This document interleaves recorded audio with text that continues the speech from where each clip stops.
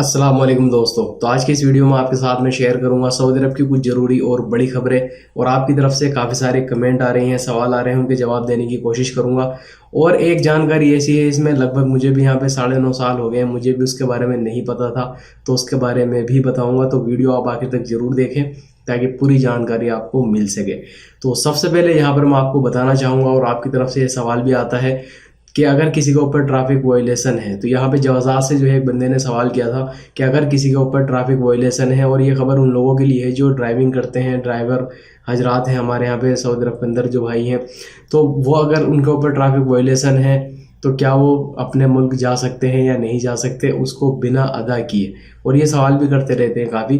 तो यहाँ पे जो है जवाजात ने इसके बारे में जानकारी दी है कि अगर आपके ऊपर ट्रैफिक वायलेशन है, आप जो है अपने मुल्क जाना चाहते हैं तो जा सकते हैं। लेकिन यहाँ पर मैं आपकी जानकारी के लिए बता देता हूँ कि अगर छुट्टी जा रहे हैं तो जा सकते हैं, लेकिन अगर आप फाइनल एग्जिट वीज़ा पे जाना चाहते हैं तो फाइनल एग्जिट नहीं लगेगा जब तक कि आप अपना जो ट्रैफिक वायलेशन है उसको पे ना कर दें।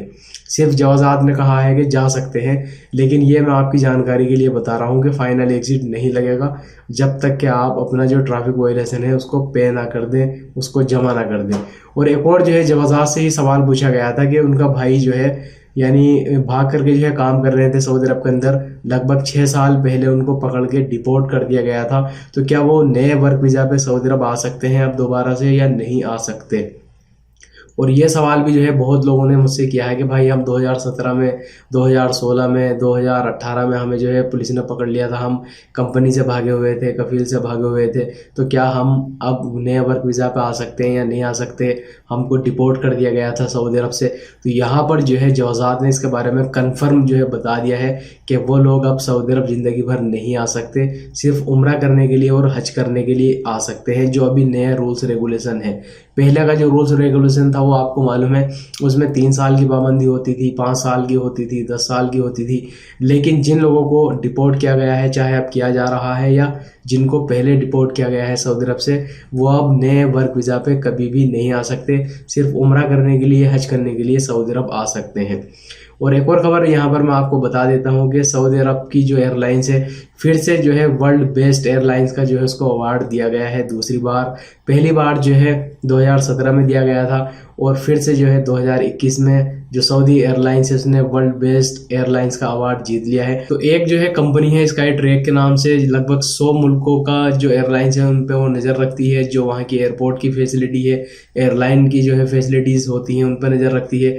तो स्काई ट्रैक कंपनी जो है उसने यहाँ पर अवार्ड दिया है सऊदी एयरलाइंस को वर्ल्ड बेस्ट एयरलाइंस का। और ये तो आप भी जानते हैं, अगर आपने सऊदी एयरलाइंस की फ़्लाइट से ट्रेवल किया है, कि फैसिलिटी जो है बाकी एयरलाइन से मुझे बेस्ट ही लगी है सऊदी एयरलाइंस की, तो यहाँ पे तो अवार्ड बनते ही था इसका। और इसके अलावा मैं आपको एक और जानकारी यहाँ पे दे देता हूँ, इंडियन एम्बेसी की तरफ से ट्वीट करके इसके बारे में जानकारी दी है।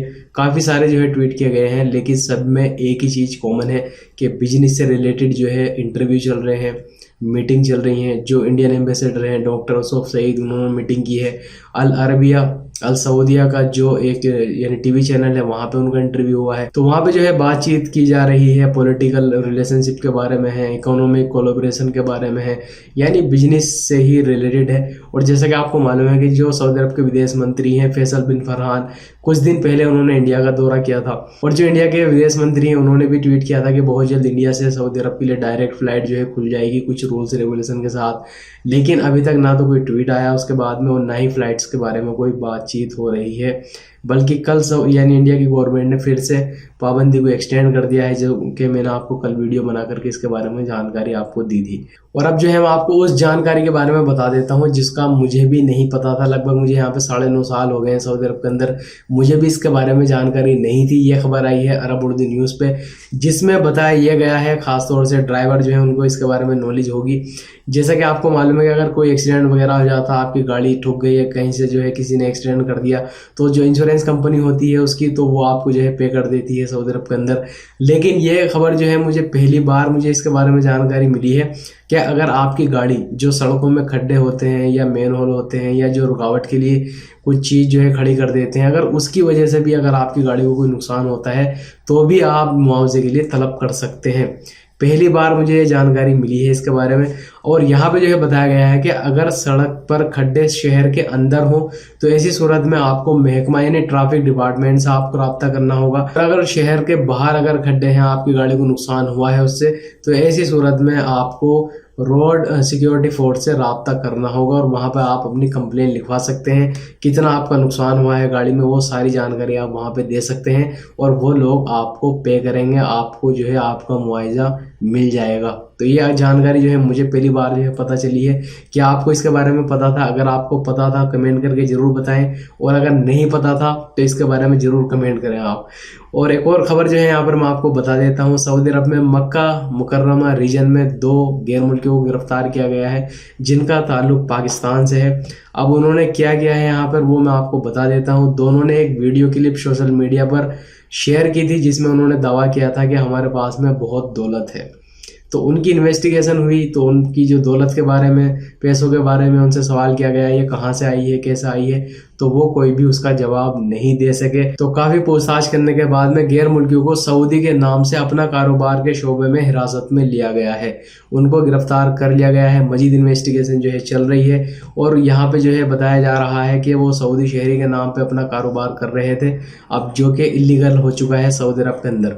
और आज की कोरोना वायरस की रिपोर्ट आपके साथ जो है शेयर करना चाहूँगा। तो पिछले 24 घंटे में सिर्फ 55 नए केस आए हैं, 46 लोग इस बीमारी से सेहतयाब हुए हैं, 4 लोगों की मौत हो चुकी है और सऊदी अरब के अंदर अभी 224 क्रिटिकल केस हैं जिनको आईसीयू में रखा गया है। तो एक भाई ने जो यहाँ पे सवाल किया है कि जिन लोगों ने दोनों वैक्सीन सऊदी अरब के अंदर लगवा रखी हैं, क्या वो सऊदी अरब से डायरेक्ट इंडिया जा सकते हैं और इंडिया से डायरेक्ट सऊदी अरब आ सकते हैं या नहीं आ सकते।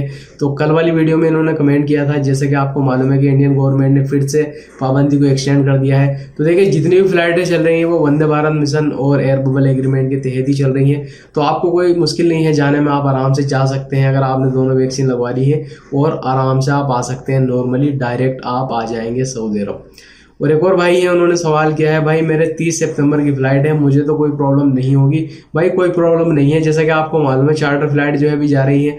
अगर आप सऊदी अरब से जो है इंडिया जा रहे हैं तो चार्टर फ्लाइट का जो है टिकट आप करा सकते हैं, आप जा सकते हैं, उससे कोई प्रॉब्लम नहीं है। जिस तरह से चल रहा है लगभग 1.5 साल से वही निज़ाम चल रहा है। मुझे यही उम्मीद थी कि अब जो है इंडियन गवर्नमेंट इस पर मजीद पाबंदी नहीं लगाएगी, लेकिन उसको फिर से बढ़ा दिया है 1 महीने के लिए। अब क्या कर सकते हैं बताइए। एक और भाई ने जो है यहाँ पे सवाल किया है, उनका कहने का मतलब यह है कि उनका इकामा एक्सपायर हो गया है, वीज़ा एक्सपायर हो गई है, लेकिन उनकी कंपनी बोल रही है कि हम आपको नया वीज़ा भेज रहे हैं, आप उससे आ सकते हैं। तो क्या ये पॉसिबल है या नहीं है?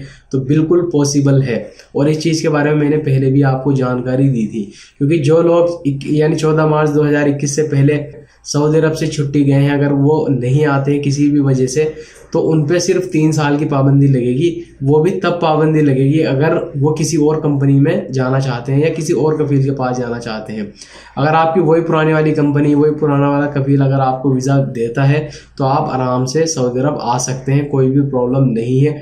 लेकिन यहाँ पे एक चीज़ मैं आपको बता देता हूँ कि अभी जो है फ़्लाइट बंद है, आपको किसी न किसी वाया कंट्री के थ्रू ही सऊदी अरब आना होगा। तो ये कुछ ज़रूरी जानकारी थी, कुछ ज़रूरी सवाल पूछे गए थे आप लोगों की तरफ से। अगर आप और कुछ पूछना चाहते हैं तो कमेंट करके पूछ सकते हैं। अगर आप मेरे चैनल पर नए हैं, चैनल को जरूर सब्सक्राइब कर लीजिएगा। वीडियो देखने के लिए बहुत बहुत शुक्रिया।